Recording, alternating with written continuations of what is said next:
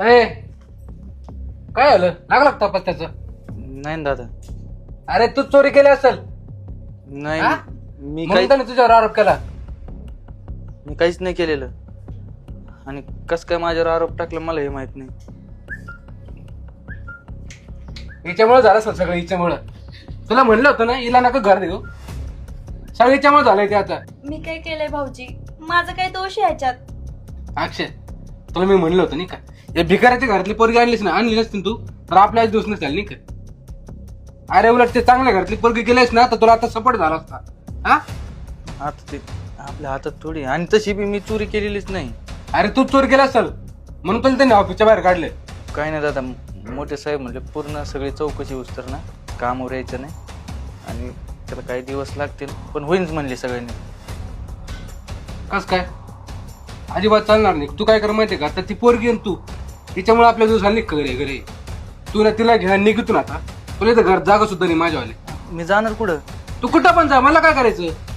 हे बघा भाऊजी, जसं हे तुमचं घर आहे ना तसं ह्यांचं पण घर आहे. आम्ही नाही जाऊ शकत इथून. अय तोंड फोडीन. हा अजिबात घरात नाही जायचं तुम्ही. चल निघेतून. तो पण जा रे.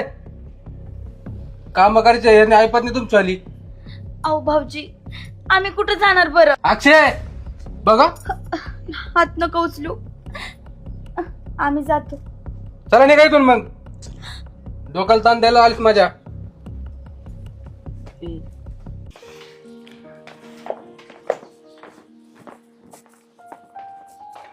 आहो मी काय म्हणतो, हं, आता कुठं जायचं? मी बी तुम्हाला तेच बोलणार होते.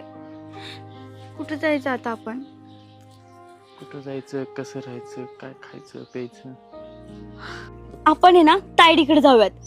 हा गरीब आहेत ते पण स्वभावाने चांगले येतं. ते आपल्याला नक्की सांभाळतील.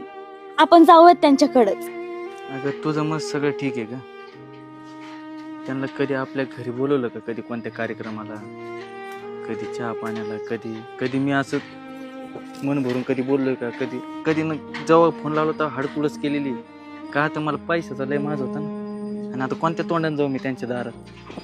अहो तुम्हाला माहितीये दाजींचं मन लय मोठं आहे. त्याच्यामुळे ते आपल्याला नक्की माफ करतील. तुम्ही नको काळजी करू. फक्त चला एकदा आपण त्यांची माफी मागूयात. आपण जे काय वागलोय त्यांच्यासोबत. बरोबर वाटत नाहीये पण आपल्याकडे पर्याय बी नाही. तेच की.